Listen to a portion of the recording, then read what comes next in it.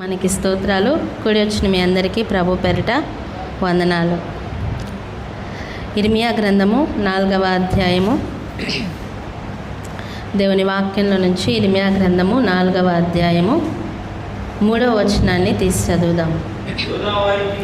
యూదా వారికిని యెరూషలేము నివాసులకును యెహోవా ఇలాగు సెలవిచ్చుచున్నాడు, ముళ్ళ పొదలలో విత్తనములు చల్లక మీ బీడు పొలమును దున్నుడి. హల్లెలూయా.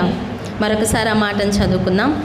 యూదా వారికిని యెరూషలేము నివాసులకును యెహోవా ఇలాగు సెలవిచ్చుచున్నాడు, ముళ్ళ పొదలలో విత్తనములు చల్లక మీ బీడు పొలమును దున్నుడి.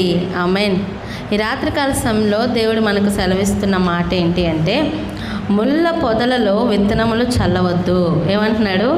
ముళ్ళ పొదలలో విత్తనాలు చల్లొద్దు. మొదటిది, ముళ్ళ పొదల్లో విత్తనాలు చల్లొద్దు, మీ బీడు పొలమును దున్నుడి. ముళ్ళ పొదల్లో విత్తనాలు చల్లితే ఏమవుతుంది? మనందరికీ తెలుసు. మత్తయి సువార్త, లూకా సువార్తలో ఉపమానం చెప్పబడింది. కొన్ని విత్తనాలేమో త్రోవ పక్క పడ్డాయని, కొన్ని విత్తనాలేమో ఎక్కడ పడ్డాయి? రాతి నేలలో పడ్డాయని, కొన్ని విత్తనాలు ముళ్ళ పొదల్లో పడ్డాయని, కొన్ని విత్తనాలు మంచినీళ్ళలో పడ్డాయని మనం వింటూ వచ్చాం. అయితే ముళ్ళ పొదల్లో పడిన విత్తనాలు ఫలించలేదు, అవి ఎదగలేదు. ఆ ముళ్ళ పొదల్లో పడిన విత్తనాలు ఫలించలేదు అని మనము చూస్తూ ఉన్నాం. అయితే ఈ రాత్రి దేవుడు ఎందుకు ఈ మాటను మనకు తెలియజేస్తూ ఉన్నాడు? ముళ్ళ పొదలలో విత్తనములు చల్లొద్దు అని చెప్తున్నాడు. ఎందుకు అంటే ఆ విత్తనాలు ఫలించవు. ఏంటి విత్తనాలు అంటే మన భక్తి, మన విశ్వాసము, మన ప్రేమ, మన నిరీక్షణ, ఇవన్నీ కూడా విత్తనాలే. మనం ఇచ్చేది, దేవునికి ఇచ్చేది కానుకైనా, మనం చేసే ప్రార్థన అయినా, మనం చేసే భక్తి అయినా, మనం చేసే విశ్వాసమైనా, మనం చూపించే ప్రేమ అయినా, ఇవన్నీ కూడా ఈ విత్తనాలే. ఈ విత్తనాలన్నింటినీ మనం చల్లుతున్నాం. అయితే ఇవి ముళ్ళ పొదల్లో చల్లుతున్నాం. ఎక్కడ చల్లుతున్నాం? ముళ్ళ పొదల్లో చల్లుతున్నాం. అందుకే ఫలింపు రావట్లేదు. ఏం రావట్లేదు? ఫలింపు రావట్లేదు. మన భక్తిలో ఫలింపు రావట్లేదు, మన విశ్వాసంలో ఫలింపు రావట్లేదు, మన నిరీక్షణలో ఫలింపు రావట్లేదు. ఎందుకుని అంటే మనం విత్తనాలు చల్లుతున్నాం కానీ ముళ్ళ పొదల్లో చల్లుతున్నాం. ఎక్కడ చల్లుతున్నాం? ముళ్ళ పొదల్లో చల్లుతూ ఉన్నాం. ఇంతకీ ముళ్ళ పొదలు ఏంటి? ఆ ముళ్ళ పొదల మార్గాలు ఒకసారి మనం గమనిస్తే చూడండి. సామెతల గ్రంథము 22వ అధ్యాయము, సామెతల గ్రంథము 22వ అధ్యాయము 5వ వచనాన్ని తీసి చదువుదాం. ముండ్లును ఉరులును మూర్ఖుల మార్గములో ఉన్నవి. చాలు. ఇక్కడ రాయబడిన మాట ఏంటో తెలుసా? ముళ్ళను మూర్ఖులతో పోలుస్తూ ఉన్నారు. ఆ ముళ్ళలో ఉన్న మార్గాన్ని మూర్ఖుల మార్గంతో సామెతల గ్రంథంలో భక్తుడు పోలుస్తూ ఉన్నాడు. చూడండి, ముళ్ళ పొదల్లో విత్తనాలు చల్లొద్దు అంటే అర్థం ఏమిటి అంటే మూర్ఖత్వంగా మనము, అంటే మూర్ఖంగా నాకు నచ్చిందే నేను చేస్తాను, నా విశ్వాసం నాకు ఇదే, నా ఇష్టం వచ్చినప్పుడు నేను నా ఇష్టం వచ్చినట్లు భక్తి చేస్తాను, నా ఇష్టం వచ్చినట్లు ఉంటాను, నాకు నచ్చినట్లు బ్రతుకుతాను, దేవుని ఆజ్ఞను, దేవుని మాటకు లోబడను, దేవునికి నచ్చినట్లు బ్రతకను, నాకు నచ్చినట్లు నేను భక్తి చేస్తాను అని మూర్ఖత్వంగా మార్గంలోకి వెళ్తూ, మూర్ఖంగా భక్తి చేస్తూ, మూర్ఖంగా విశ్వాసాన్ని కలిగి ఉంటూ, ఇట్లాగా మూర్ఖమైన దారిలో వెళ్తూ ఉంటే ఆ విత్తనాలు ఫలించవు. అర్థమైందా మీకు? ముళ్ళ పొద ఒకటి దేనికి సాదృశ్యం అంటే మూర్ఖుల మార్గానికి సాదృశ్యం. ఒకవేళ మనలో మూర్ఖత్వం కనుక ఉంటే, మూర్ఖత్వం అంటే మన భక్తి చేసే విధానంలో మెత్తన మనసు ఉండాలి, మన భక్తి చేసే విధానంలో లోబడుతూ ఉండాలి, తగ్గింపు ఉండాలి. ఇవన్నీ ఏమీ లేకుండా మనం మూర్ఖంగా మనకు నచ్చిన భక్తిని మనం చేసుకుంటూ, మనకు నచ్చినప్పుడు మన ఇష్టానుసారంగా, ఏం కాదులేండి దేవునికి తెలియదా నా మనసు, ఏం కాదండి దేవునికి తెలియదా నా నిరీక్షణ, దేవునికి తెలియదంటావా నా విశ్వాసం, నేను ఎంత ప్రార్థన చేస్తున్నానో, నేను ఎంత భక్తి చేస్తున్నానో దేవునికి తెలియదా, ఆయన కోసం నేను ఎంత ఏమేమి ఏమేమి చేస్తున్నానో ఇవన్నీ దేవునికి తెలియదా అని మనం అనుకుంటూ ఉంటాము. అయితే ఆయనకు ప్రీతికరమైనది ఏదో తెలుసుకొనట అది పరీక్షించుకొని ఆ వెలుగుకరమైన మార్గంలో నడుచుకోవాలని దేవుని వాక్యం సెలవిస్తూ ఉంది. ఆయనకి ఇష్టమైనది ఏంటో తెలుసుకొని దాని ప్రకారం మనము నడవాలి ప్రియులారా. అయితే ఇలాగ విత్తనాలు చల్లినప్పుడు ముళ్ళ పొదల్లో అంటే మూర్ఖంగా ఈ విధంగా నాకు నచ్చినట్లు నాకు తెలుసండి ఆదివారం వెళ్తే సరిపోతుందండి దేవుని సన్నిధికి, నాకు తెలుసు ఎప్పుడు భక్తి చేయాలో నాకు తెలుసు. కొంతమందికి ఏదైనా చెప్పామనుకోండి, అలా వద్దు ఇలా నడువు అని ఏదైనా చెప్పామనుకోండి, వాళ్ళు ఏమంటారని తెలుసా, మాకు తెలీదా ఏంటి, మాకు అన్నీ తెలుసు, మేము ఎంతో భక్తి చేస్తాం, మాకు అన్నీ తెలుసు, ఎన్నో విజయాలు పొందుకున్నాం ప్రార్థనలో, మాకు అన్నీ తెలుసు అని ఒక మూర్ఖత్వంలో ఉంటారు. నేను పట్టిన కుందేలుకి 3 కాళ్ళు అని అంటారు కదా. కాదు, అక్కడ 4 ఉన్నాయిరా కనిపిస్తున్నాయిరా అన్నా కానీ కాదు, వాడు మూర్ఖత్వంతో 3 ఉన్నాయి అక్కడ కాళ్ళు అంటాడు. అలాగా కొంతమంది భక్తి జీవితంలో వారి మార్గాలు ఎలా ఉంటాయంటే మూర్ఖంగా ఉంటారు. ఏది చెప్పినా కానీ వినరు. దేవుడు ఇలా మాట్లాడుతున్నాడు నీతో, దేవుడు ఇలా సరి చేసుకోమంటున్నాడు నీతో అని మన దేవుడు చెప్పినప్పుడు ఆ దేవుని మాటకు లోబడరు, మూర్ఖంగానే భక్తి చేస్తారు. చూడండి, బైబిల్ గ్రంథంలో ఒక చక్కని ఉదాహరణ మనకి ఇవ్వబడింది. చూడండి, దినవృత్తాంతముల గ్రంథము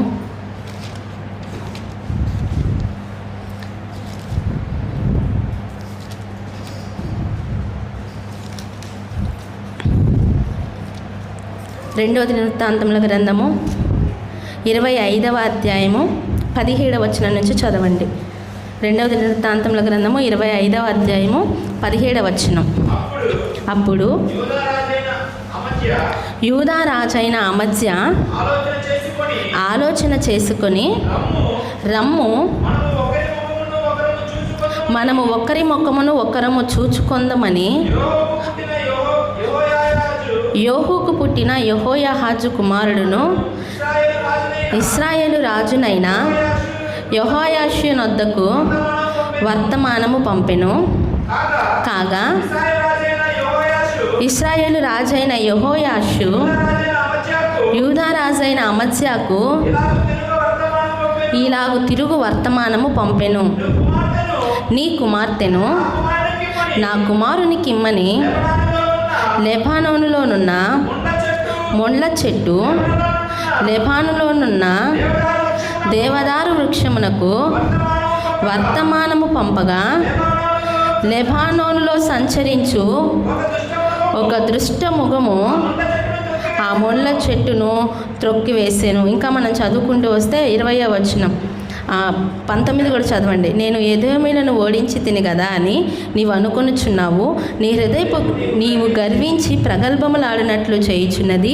ఇంటి యొద్ద నిలిచియుండుము, నీవు నా జోలికి వచ్చి కీడు తెచ్చుకొనుట ఎందుకు? నీవును నీతో కూడా యూదావారును అపజయమొందుట ఎందుకు? జనులు ఎదోమీయుల దేవతల యొద్ద విచారణ చేయించు వచ్చిరి గనుక వారి శత్రువుల చేతికి వారి అప్పగింపబడినట్లు దేవుని ప్రేరణ వలన అమజ్యా వర్తమానము అంగీకరింపకపోయెను. ఇలాగ వాళ్ళు ఒకరి ముఖాలు ఒకరు చూచుకున్నారని, తర్వాత ఆ రాజు ఓడిపోయాడని కింద అదంతా మనం చదువుకుంటే మనకు అర్థమవుతుంది. ఇక్కడ విషయం ఏంటి అంటే యూదా రాజ్యానికి సంబంధించిన ఒక రాజు ఉన్నాడు, ఆయన పేరు అమజ్యా. ఇశ్రాయేల్ రాజ్యానికి సంబంధించిన ఒక రాజు ఉన్నాడు, ఆయన పేరు యెహోయాషు. ఆయన పేరేంటి? యెహోయాషు. అయితే ఈ యూదా రాజు ఏం చేశాడంటే కొంతమందిని జయించాడు, ఒక రాజ్యాన్ని జయించాడు. ఇక నేను అందరినీ జయించేస్తాను, నాకేది తక్కువ లేదు, నేను అందరినీ జయించగలను అనుకున్నాడో ఏమో. మొత్తానికి ఇశ్రాయేల్ రాజుకు ఒక వర్తమానం పంపించాడు. ఏమనంటే, ఇశ్రాయేల్ రాజా, నీ మొహాన్ని నేను చూడాలి, మన ఇద్దరం ఒకరినొకరు దర్శించుకుందాం, పోరాడుకుందాం, ఫైటింగ్ చేసుకుందాం రా అని చెప్పేసి ఆయనకు ఒక వర్తమానాన్ని పంపించాడు. పంపించినప్పుడు ఆ ఇశ్రాయేల్ రాజు మరలా తిరుగు ఇతనికి ఒక వర్తమానాన్ని పంపించాడు. ఏమనంటే, లెబానోన్లో ఒక మొండ్ల చెట్టు ఉంది, ఆ మొండ్ల చెట్టు ఆ లెబాన్లో ఉన్న దేవదారు చెట్టుకి ఒక వర్తమానం పంపించింది, నీ కుమార్తెను నా కుమార్తెకి ఇయ్యి అని చెప్పి ఒక వర్తమానం పంపించింది అని ఉపమాన రీతిగా అక్కడ ఒక మాటను తెలియజేస్తాడు, ఒక వర్తమానాన్ని తెలియజేస్తూ అంటాడు, యూదా రాజా, నీవు నీ ప్రజలతో నువ్వు చక్కగా పరిపాలించుకో, నాతో రావద్దు, నాతో వచ్చి కీడు తెచ్చుకుంటావు ఎందుకు? నీతో పాటు నీతో ఉన్న వారందరూ కూడా అపజయం పాలైపోతారు, నా చోలుకి రావద్దు, నీ పన్ను చూసుకో అన్నట్లుగా ఒక వర్తమానాన్ని ఇశ్రాయేలు రాజు యూదా రాజుకు చెప్తాడు. చెప్పినప్పుడు మరి ఆ యోధారాజు ఏం చేయాలి? వినాలి కదా. మనకి ఎందుకులే, ఇశ్రాయేల్ రాజు చక్కగా ఈ మాట చెప్పాడు కదా అని వినాలి కదా. కానీ ఇతన్ని ఎలా పోల్చారు అక్కడ అంటే ముళ్ళ చెట్టుతో పోల్చారు. ఎక్కడ? ముళ్ళ చెట్టుతో పోల్చాడు. అందుకే ముళ్ళ చెట్టు అని యోధారాజుని పోలుస్తూ ఆయన వర్తమానం పంపించాడు. ముళ్ళ చెట్టు తొందరగా వినడు అంటే మూర్ఖత్వం కదా, వినడు కదా. అందుకని యోధారాజు ఏం చేశాడంటే ఆ మాట వినకుండా, ఆ ఇశ్రాయేలు రాజు చెప్పిన ఆ మాట లక్ష్య పెట్టకుండా ఏం చేశాడు? యుద్ధానికి సై అన్నాడు. యుద్ధానికి రావాల్సిందే అని పట్టుబట్టగానే నిజంగానే ఇశ్రాయేలు రాజు వచ్చాడు. ఇద్దరు ఫైటింగ్ చేసుకున్నారు. చివరికి ఏమైందంటే యోధా ప్రజలందరూ ఓడిపోయారు. అమధ్య రాజు ఓడిపోయాడు. వారి దగ్గర ఉన్న వెండి బంగారాలంతా కూడా ఇశ్రాయేల్ రాజు పట్టుకుపోయినట్లుగా మనం చూస్తూ ఉన్నాం. ప్రియులారా, ఇక్కడ స్పష్టంగా తెలియజేస్తున్న మాట ఏంటి అంటే ముండ్ల చెట్టు మూర్ఖత్వంతో పోల్చబడి ఉంది. ఈ మార్గము ముండ్ల కంచెలో విత్తనాలు, ముండ్ల పొదల్లో విత్తనాలు చల్లొద్దని దేవుడు ఎందుకు చెప్తున్నాడంటే మూర్ఖత్వంతో నాకు నచ్చినట్టు నా ఇష్టానుసారంగా నేను భక్తి చేస్తాను అంటే ఆ భక్తిని దేవుడు మెచ్చడు. ఆ భక్తిలో నువ్వు చేసే ఆ విత్తనాలు, నువ్వు చూపించే విశ్వాసం, నువ్వు చేసే ప్రార్థన, నువ్వు చూపించే నిరీక్షణ అవన్నీ ఫలించవు. ముళ్ళ పొదల్లో విత్తబడిన ఆ విత్తనాలు ఫలించవు.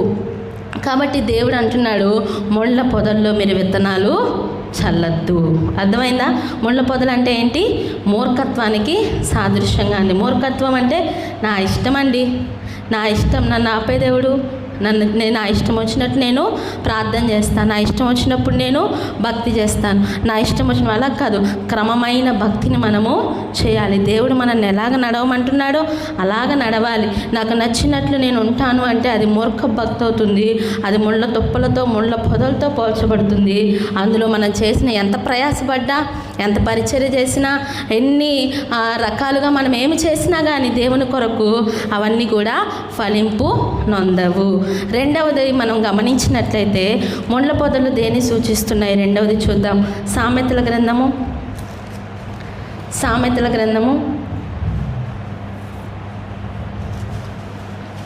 దానికి ముందుగా ఒక మాట, మూర్ఖత్వం గురించి ఒక మాట. సామెతల గ్రంథము 26వ అధ్యాయము 9వ వచనం.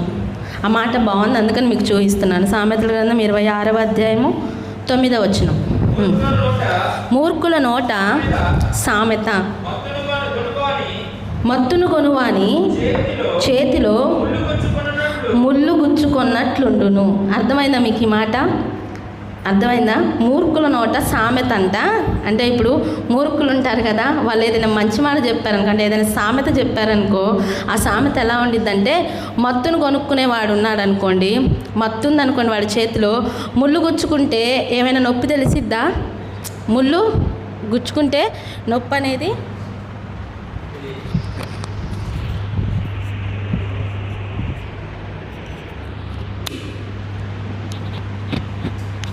ప్రైజ్ ది లార్డ్, హల్లెలూయా. ముళ్ళును గుచ్చుకుంటే, మత్తులో ఉన్న చేతికి ముళ్ళు గుచ్చుకుంటే ఏమైనా తెలిసిద్దా? అంతెందుకు తాగుబోతాడు సామెతలు చెప్తే మనం ఏమంటాం? తాగుబోతాడు వచ్చి మంచి మాట చెప్పాడు అనుకోండి, ఏమంటాం మనం? నీది నువ్వు చూసుకోయ్యా బాబు, నువ్వే సరిగ్గా లేవు, నాకేం చెప్తావు అంటాం కదా. అలాగే మూర్ఖంగా ఉండేవాళ్ళు దేవుని మాట వినకుండా మూర్ఖంగా నాది నేదే, నా భక్తి నాదే, నాది నాదే అనుకునేవాళ్ళు వీళ్ళు ఎంత మంచి మాటలు చెప్పినా కానీ అవి ఎలా ఉంటాయంటే ఇలా ఉంటాయంట. మత్తువాడు ముళ్ళు గుచ్చుకున్నట్టు ఉంటాయని దేవుని వాక్యం సెలవిస్తూ ఉంది. సొలొమోను భక్తుడు చాలా చక్కగా సామెతల గ్రంథం చాలా చక్కగా రాశాడు. అవి చాలా అద్భుతమైన మాటలు. ఇంకో మాటను మనం గమనించినట్లయితే సామెతల గ్రంథంలోనే ఒక చక్కని మాట రాయబడి ఉండిద్ది. ఏమని అంటే సోమరివాని మార్గం అంట ముళ్ళ కంచ అనే మాటను మనం బైబిల్ గ్రంథంలో చూస్తాము. ఎక్కడ అంటే సామెతల గ్రంథంలోనే ఆ మాటను మనం గమనించగలం. రెండవదిగా ముళ్ళ పొదలు దేన్ని సూచిస్తున్నాయి అంటే సోమరివాడిని సూచిస్తున్నాయి. దేన్ని సూచిస్తున్నాయి? సోమరివాడు వాడి మార్గము ముళ్ళ కంచ, ముళ్ళ పొదలు అని దేవుని వాక్యం సెలవిస్తూ ఉంది. సోమరిగా ఉన్న వాళ్ళ చేను దాటిలాగా అంటే అన్ని ముళ్ళ పొదలు, గచ్చ పొదలే ఉంటాయి. ఎందుకంటే వాడు పని చేయడు కాబట్టి ఏం చేయడు, పని చేయడు, ఎప్పుడూ సోమరిగానే ఉంటాడు. చేద్దాంలే అనుకుంటాడు కాబట్టి వాడి పొలమంతా కూడా ఆ ముళ్ళ కంచెతో ముళ్ళ పొదలతో నింపబడి ఉండిద్ది. రెండవదిగా ముళ్ళ పొదలు దేన్ని సూచిస్తున్నాయంటే సోమరితనానికి సూచిస్తూ ఉన్నాయి. ఇప్పుడు దేవుడు అంటున్నాడు ముళ్ళ పొదల్లో విత్తనాలు వెత్తొద్దు అంటే సోమరితనంగా, అంటే అజాగ్రత్తగా, మెలకువ లేకుండా, జాగు చేస్తూ, అంటే నిదానంగా, సోమరితనంగా, బద్ధకంగా మీరు విత్తనాలు వెళ్తొద్దు. మీరు చేసే పరిచర్య, మీరు చేసే ప్రార్థన, మీరు ఉంచే విశ్వాసం, మీరు చేసే నిరీక్షణ, మీరు చేసే ప్రతి భక్తి కూడా ఎలా చేయాలి అంటే ఆసక్తితో చేయాలి. ఎలా చేయాలి? ఆసక్తితో చేయాలి. అంతేగాని చేద్దాంలే, వెళ్దాంలే, చూద్దాంలే, ఇవన్నీ లే అంటే నిదానంగా చేద్దాం, చూద్దాం, తర్వాత చేద్దాం వాయిదా వేస్తూ ఉండేసరికి ఆ సోమరివాణి ఆ పొలమంతా కూడా ముళ్ళ పొదలు వచ్చేస్తూ ఉంటాయి, ముళ్ళ తుప్పలు వచ్చేస్తూ ఉంటాయి, పిచ్చి మొక్కలన్నీ మొలుస్తూ ఉంటాయి. కాబట్టి ఎప్పటికప్పుడు జాగ్రత్త కలిగి, ఎప్పటికప్పుడు హుషారు కలిగి, మెలకువతో మనం ఉండాలి, మన విత్తనాలు చల్లాలి. అందుకనే దేవుని వాక్యం సెలవిస్తుంది ముళ్ళ పొదల్లో విత్తనాలు చల్లొద్దు. అర్థమైనాయా? 2 విషయాలు, మూర్ఖత్వంతో అంటే మూర్ఖంగా నాకు నచ్చినట్టు నేను భక్తి చేస్తాననే విధంగా మనం విత్తనాలు చల్లితే అవి ఫలించవు. రెండవదిగా సోమరితనంతో అంటే అజాగ్రత్తతో మనం విత్తనాలు చల్లితే, అంటే మనం భక్తి చేస్తే, మనం ఇట్లాగా దేవుని సన్నిధికి వస్తే అజాగ్రత్తతో దేవుని సన్నిధి, కొంతమంది అప్పుడే నిద్రపోయి లేచినట్టు వస్తారు దేవుని సన్నిధికి కదండి, అప్పుడే నిద్రపోయి కళ్ళు తుడుచుకొని వచ్చినట్టు వస్తారు దేవుని సన్నిధికి. అట్లా కాదు, హుషారుగా దేవుని సన్నిధికి సంతోషంతో, ఆనందంతో దేవుని సన్నిధికి రావాలి. నా దేవుని సన్నిధికి వెళ్తున్నాను అని చాలా సంతోషంగా. రాజైన దావీదంట జనులందరూ వచ్చి బాబు దేవుని మందిరానికి వెళ్దాం రా అని దావీదుని పిలిచినప్పుడు దావీదు చాలా సంతోషంతో వాళ్ళందరితో కూడా మా రాజా ఆ మందిరాన్ని విడిచిపెట్టి, రాజు సింహాసనాన్ని విడిచిపెట్టి వాళ్ళందరితో కలిసి సంతోషంగా దేవుని మందిరానికి వెళ్ళాడంట. హల్లెలూయా. అలాగా మెలకువ కలిగి ప్రతి విషయంలో మెలకువతో సోమర్తనంతో కాకుండా మెలకువతో మనం ఉండి విత్తనాలు చల్లినప్పుడు అవి ఫలిస్తాయని దేవుని వాక్యం సెలవిస్తూ ఉంది. అక్కడతో ఆ ముళ్ళ పొదల్లో విత్తనాలు చల్లొద్దని చెప్పిన దేవుడే మరి ఏం చేయాలి? ముళ్ళ పొదల్లో విత్తనాలు చల్లొద్దని చెప్పాడు. ఇర్మియా గ్రంథం అదే మాటకు రండి. ఇర్మియా గ్రంథము 4వ అధ్యాయము 3వ వచనం. ఇర్మియా గ్రంథము 4వ అధ్యాయము 3వ వచనం. యూదా వారికిని యెరూషలేము నివాసులకును యెహోవా ఇలాగ సెలవిచ్చుచున్నాడు, ముళ్ళ పొదలలో విత్తనములు చల్లక మీ బీడు పొలమును దున్నుడి.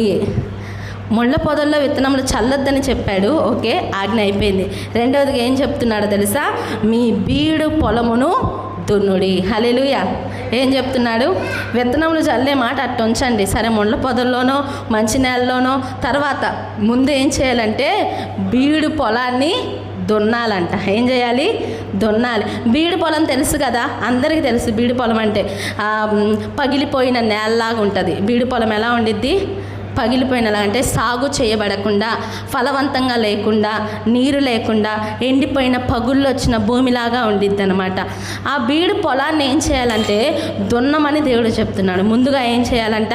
దున్నాలంట. అంటే ఎండిపోయిన మన జీవితాన్ని, ఎండిపోయిన మన హృదయాన్ని, పగిలిపోయిన మన హృదయాన్ని మనం ఏం చేయాలంటే దున్నాలంట. ఏం చేయాలి?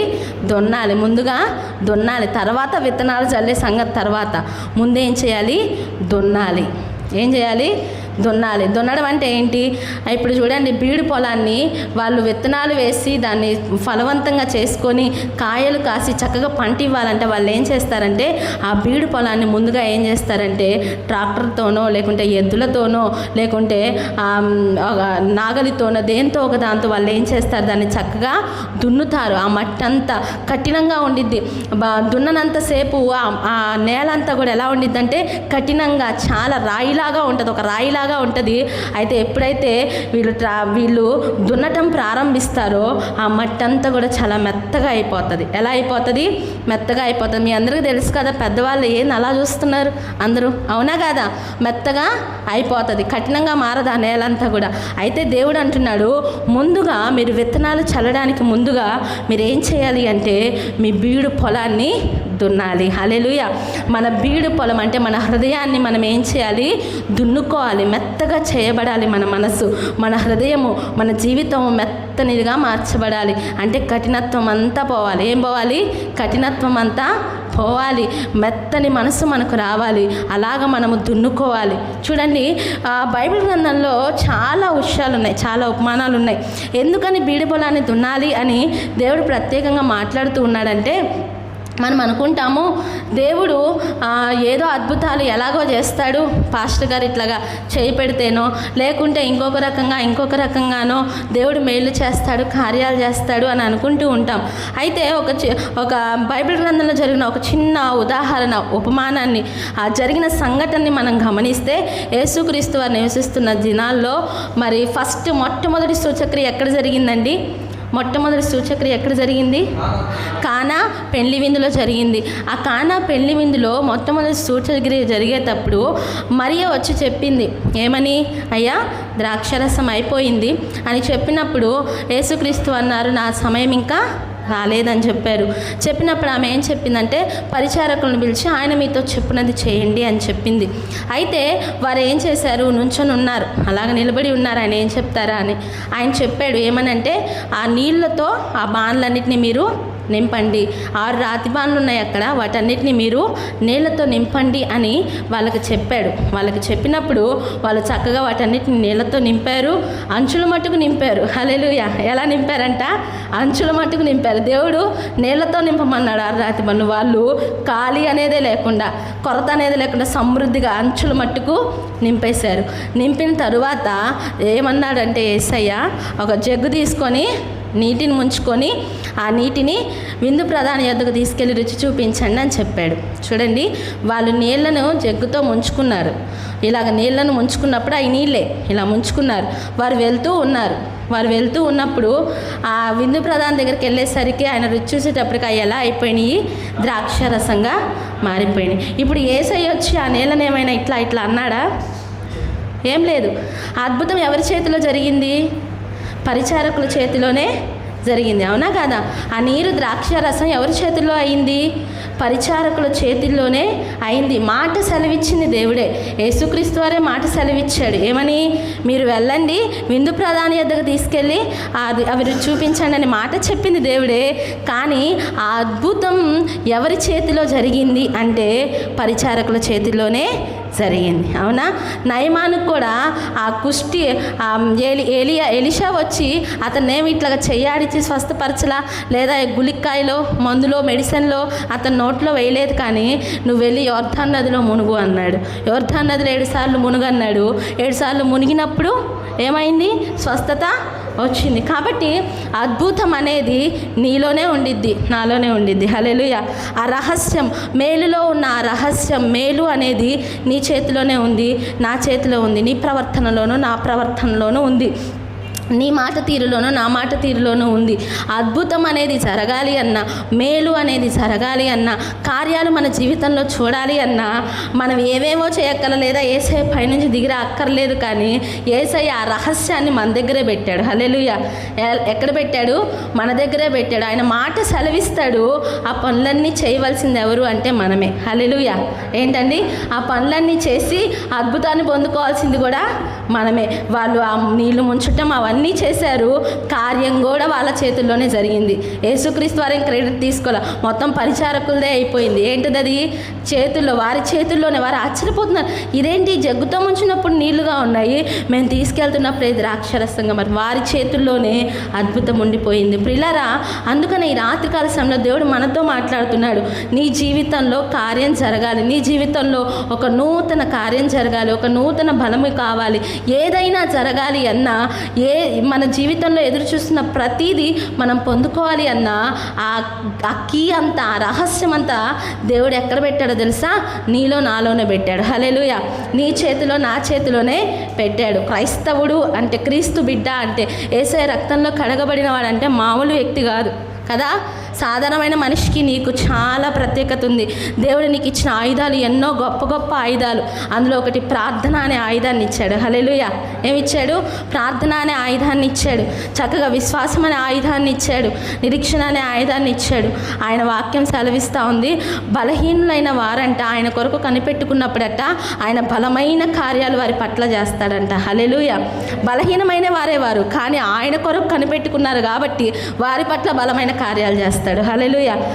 ఆ వాక్యం బైబిల్ గ్రంథంలో చక్కగా రాయబడి ఉంది. కాబట్టి అద్భుతము లేదా మేలు అనేది మన దగ్గరే ఉంది. ఆ రహస్యము అది మనమే ఛేదించాలి. ఆ పరిష్కారాన్ని దేవుడు మన దగ్గరే పెట్టాడు, దాన్ని మనమే చేయాలి. అందుకనే ఈ రాత్రి దేవుడు అంటున్నాడు, మీరు విత్తనాలు చల్లుతున్నారు, ఈ ముళ్ళ పొదల్లో చల్లొద్దు, మీరు ముందుగా మీ బీడు పొలాన్ని దున్నండి. హల్లెలూయా. ఏం చేయాలి? బీడు పొలాన్ని దున్నాలి. మన జీవితంలో ఏది ఫలింపు లేదు. మన జీవితంలో ఏ విషయంలో మనం ఫలింపులో లేము, ఏ విషయంలో మొద్దుబారిపోయి ఎండిపోయి ఉన్నాం, ఏ విషయంలో సారవంతంగా లేకుండా మెత్తదనం లేకుండా ఏ విషయంలో కఠినపరచబడుతూ ఉన్నాం, ఏ విషయంలో ప్రతి మనిషి జీవితంలో ఒక్క విషయం ఉండదండి, ఒక్క విషయమే ఉండదు. ప్రతి మనిషి జీవితంలో చాలా ఘట్టాలు ఉంటాయి, చాలా విషయాలు ఉంటాయి. కఠినపరచబడ్డానికి ఎన్నో విషయాలు ఉంటాయి. మనం అనుకుంటాం దేవుని సన్నిధిలో అంతా బాగానే ఉన్నాం కదండి, భక్తి బాగానే చేస్తున్నాం అనుకుంటాము. కానీ కాదు. కొన్ని విషయాల్లో మనకు తెలియకుండానే మనం కఠినపరచబడిపోతూ ఉంటాం. మన మత్తను మనసు పోతూ ఉండిద్ది, కఠినపరచబడిపోతూ ఉంటాం. అయితే ఈ రాత్రి అంటున్నాడు దేవుడు, మన బీడు పొలమును దున్నాలి. హల్లెలూయా. హల్లెలూయా. బైబిల్ గ్రంథంలో ఒక మాట ఉంది చూడండి. యెహెజ్కేలు గ్రంథము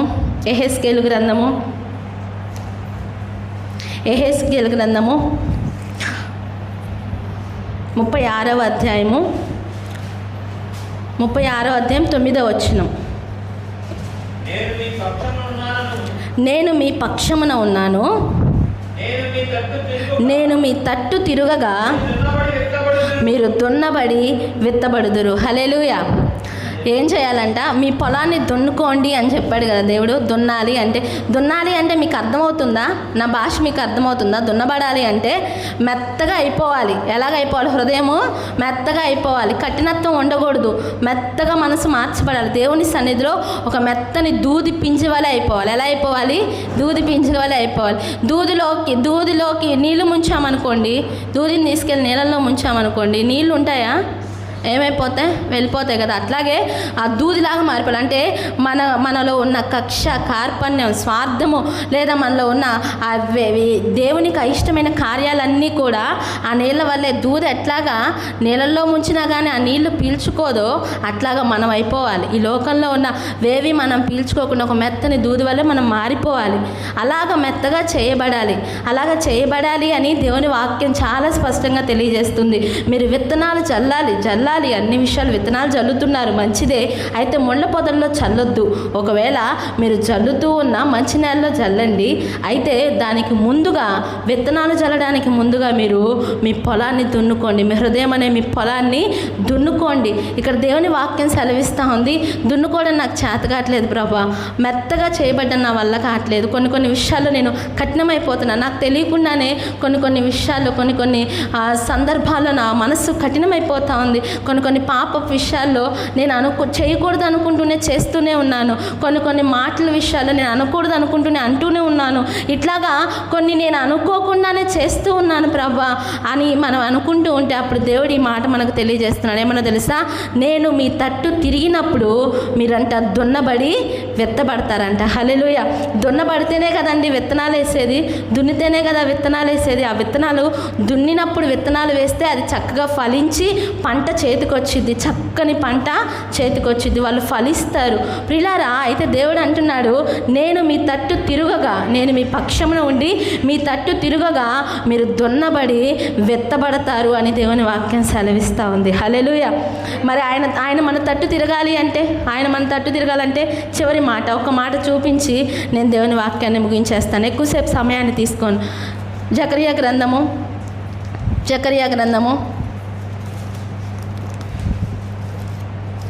1వ అధ్యాయము 3వ వచనం. కాబట్టి నీవు వారితో ఇట్లనము, సైన్యములకు అధిపత్యగు యెహోవా సెలవిచ్చినదేమనగా, మీరు నా తట్టు తిరిగిన యెడల నేను మీ తట్టు తిరుగుదునని సైన్యములకు అధిపత్యగు యెహోవా సెలవిచ్చుచున్నాడు. ఇదే సైన్యములకు అధిపత్యగు యెహోవా వాక్కు. హల్లెలూయా, హల్లెలూయా, హల్లెలూయా. రెండు చేతుల పైకి హల్లెలూయా చెప్దాం. హల్లెలూయా, హల్లెలూయా. ఎప్పుడు ఆసక్తితోనే ఉండాలి. ఆరాధన అప్పుడే ఉద్యోగం కాదు, ఎప్పుడు హుషారుగా ఆసక్తితో ఉండాలి దేవుని సన్నిధిలో. హల్లెలూయా. దేవుని వాక్యం వింటున్నప్పుడు దైవ సేవకుల ముఖాన్ని చూస్తూ చాలా చక్కగా వినాలి. ఎందుకు? ముఖం అందంగా ఉందా లేదా, కళ్ళు బాగున్నా, ఇది కాదు. బాగున్నా బాగోపోయినా సేవకుని ముఖాంతరం నుంచి వచ్చే ఆ మాటలు వింటూ ఉన్నప్పుడు దేవుడు మనతో మాట్లాడాలని భావించి మనం వింటూ ఉన్నప్పుడు దేవుడు ఖచ్చితంగా మనతో మాట్లాడతాడు. హల్లెలూయా, హల్లెలూయా. ఇక్కడ దేవుడు చెప్తూ ఉన్నాడు, సైన్యములకు అధిపతి యెహోవా మాట సెలవిస్తున్నాడు. ఏమన్నా తెలుసా? మీరు నా తట్టు తిరిగితే నేను మీ తట్టు తిరుగుతాను. హల్లెలూయా. మనం ఆయన తట్టు తిరిగినప్పుడు ఆయన మన తట్టు తిరుగుతాడు. మనం దున్నబడతాము, విత్తబడతాము. హల్లెలూయా. అప్పుడు మన విత్తనాలన్నీ చక్కగా ఫలిస్తాయి, మంచి నేలలో ఫలిస్తాయి, నూరంతలుగా ఫలిస్తాయి. మంచి ఫలాలు మనం కోసుకుంటాం, మంచి మేళ్ళు పొందుకుంటాం, మన జీవితంలో నూతన బలమును మనము పొందుకుంటాం. చివరి మాట, ఆయన తట్టు మనం తిరగాలి. చూడండి, 12 సంవత్సరాల నుంచి రక్తస్రావంతో బాధపడుతూ ఉంది. ఎంతోమంది వైద్యుల దగ్గరికి వెళ్ళింది, ఎంతోమంది వైద్యుల చేత ఎన్నో తిప్పలు పడిందని అక్కడ రాయబడింది మాట. ఎన్నో తిప్పలు పడి ఎంతోమంది వైద్యుల చేత ఆమె ప్రయాసపడినా కానీ ఏ వైద్యుని చేత స్వస్థత పొందలేదంట. ఏ వైద్యుని చేత కూడా స్వస్థత పొందలేదట. అయితే ఆమె ఏం చేసిందో తెలుసా? దేవుని యొద్దకు వచ్చింది, దేవుని వైపు తిరిగింది. ఆమె ఫోకస్ అంతా దేవుని మీద పెట్టుకుంది. ఆయన వస్త్రపు చెంగును ముట్టినా బాగుపడతాను అనుకుంది. చూడండి, అంతవరకు జరిగిన అద్భుతాల్లో ఎక్కడ కూడా ఆయన వస్త్రాలు ముట్టే బాగుపడుతున్నారన్న వార్త ఏమీ లేదు. అవునా కదా? మామూలుగా ఆయన స్వస్థపరుస్తున్నాడని తెలుస్తుంది, కానీ ఆయన వస్త్రాల్లో కూడా స్వస్థత ఉంది అన్న మాట అప్పటి వరకు ఏ స్వస్థత జరగలేదు, ఎవరు వినలేదు. అయితే ఆమె ఏమనుకుందో, ఆయన వస్త్రాన్ని ముట్టినా చాలు నేను బాగుపడతాను అనుకుంది. ఏమండి, అలాగా ఆయన వైపు తిరిగింది ఆమె. ఆ దేవుని యొద్దకు వచ్చింది. జనసమూహం అంటండి, ఆ జనసమూహం అంతటినీ నెట్టేసుకుంటూ వెనుకగా వచ్చి ఆయన వస్త్రాన్ని ముట్టుకుంది. ఆయన వస్త్రాన్ని ఎప్పుడైతే ముట్టుకుందంటే, ముట్టుకోగానే ఆయన ఇలాగ వెనక్కి తిరిగాడంట. హల్లెలూయా. ఏమండి, ఆయన వైపు మనం తిరిగితే ఆయన ఏం చేస్తారు? ఆటోమేటిక్గా మన వైపు తిరుగుతారు. ఎవరో నా వస్త్రాన్ని బలవంతంగా లాగుతున్నారు, ఎవరో నన్ను నా పాదాలు పట్టుకొని ఏడుస్తున్నారు, ఎవరో నా సన్నిధికి వచ్చి మొరపెడుతున్నారు, ఎవరో వారి బాధ అంతా చెప్పుకుంటున్నారు, ఎవరో నా తట్టు తిరిగి తమ బాధలు తమ సమస్యలన్నీ చెప్పుకుంటున్నారు, నా బలాన్ని కోరుకుంటున్నారు, నా ప్రసన్నతను కోరుకుంటున్నారు, నేను కావాలని కోరుకుంటున్నారు. ఇదే యెహోవాను వెతుకుటకు సమయమని నన్ను వెతుకుతున్నారు అని చెప్పి నువ్వు ఆయన వైపు తిరుగుతున్నావు కదా, ఆయన వెంటనే ఆటోమేటిక్గా నీ వైపు తిరుగుతాడు. హల్లెలూయా, హల్లెలూయా. ఆమె వైపు తిరిగాడట. తిరిగి ఎవరో ఇక్కడ నా వస్త్రాన్ని ముట్టారు, ప్రభావము నా వస్త్రంలో నుంచి వెళ్ళింది అని చెప్పి అడిగినప్పుడు పేతురు అంటున్నాడంటే, జనసమూహాలన్నీ మీద పడుతున్నాయి బ్రోవా, ఏది నువ్వు అలా అంటావు? అంతమంది జనసమూహంలో కూడా 12 ఏళ్ల రక్తస్రావపు స్త్రీని ఆ చెంగు ముట్టిందని గుర్తించాడు దేవుడు. ఎంతమంది ఉండనియండి, నువ్వు ఆయన వైపు తిరగగలిగితే ఆయన ఖచ్చితంగా నీ వైపు తిరుగుతాడు. హల్లెలూయా. ఎంతమంది భక్తి పరులైనా ఉండనియండి, ఎంతమంది నీతిమంతులైనా ఉండనియండి, ఎంతమంది పరిచారకులు గొప్ప వాళ్ళైనా ఉండండి, ఎంతగా మర్మాలు తెలిసిన వారైనా ఉండనియండి. అయితే నువ్వు నీ మనస్సు దున్నుకొని మెత్తగా చేయబడి ఆయన వైపు తిరిగినప్పుడు ఖచ్చితంగా ఆయన నీ వైపు తిరుగుతాడు. హల్లెలూయా. నేను వారి వైపు తిరిగి నిశ్చయముగా నేను వారిని కరుణింతునని దేవుని వాక్యం సెలవిస్తుంది. మీరు నా తట్టు తిరిగినలా నేను మీ తట్టు తిరుగుతాను. కాబట్టి రాత్రికాల సమయంలో ఎక్కడెక్కడో తిరగొద్దు, ఏమేమో చేయొద్దు, ఏమేమో ప్రయత్నాలు చేయొద్దు, లేకుంటే ఎక్కడెక్కడో సమయాన్ని వృధా చేయొద్దు.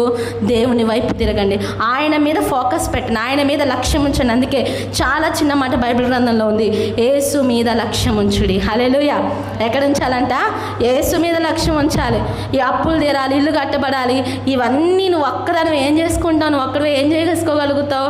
దేవుని మీద ఫోకస్, దేవుని మీద గురి దేవుని మీద గురి కలిగి ఉండు, ఆయన వైపు తిరుగు. ఆయన నీ తట్టు తిరిగినప్పుడు నీ కన్నీరంతా తుడవబడుతుంది, నీ అనారోగ్యం అంతా తుడిచివేయబడుతుంది, నీకున్న ప్రతి ఆధ్యాత్మిక కొరత తీర్చబడుతుంది. కొంతమందికి ఆధ్యాత్మిక కొరత ఉండిద్ది, ఆ కొరత కూడా తీర్చబడుతుంది. ఎప్పుడు అంటే నువ్వు ఆయన తట్టు తిరిగినప్పుడు, ఆయన సన్నిధి వైపు తిరిగినప్పుడు, ఆయన పాదాల వైపు తిరిగినప్పుడు ఆయన నీ తట్టు తిరుగుతాడు, నిన్ను కరుణిస్తాడు, నిన్ను మెత్తగా దున్ని నువ్వు వెత్తుతాడు, అనేక ఫలాలు నువ్వు కోసుకుంటావు, అద్భుతమైన పంట, అంత అద్భుతమైన మేళ్ళు నీ జీవితంలో నువ్వు చూస్తావు. హల్లెలూయా. మొట్టమొదటిగా ముళ్ళ పొదల్లో విత్తనాలు మనం ఏం చేయకూడదు? వెత్తకూడదు. అవునా? ముళ్ళ పొదాల్లో విత్తనాలు వెత్తకూడదు. రెండవదిగా బీడు పొలాన్ని మనము దున్నాలి. హల్లెలూయా. ఈ మాటను దేవుడు మన వెన్నుకలో దీవించునుగాక. ఆమేన్.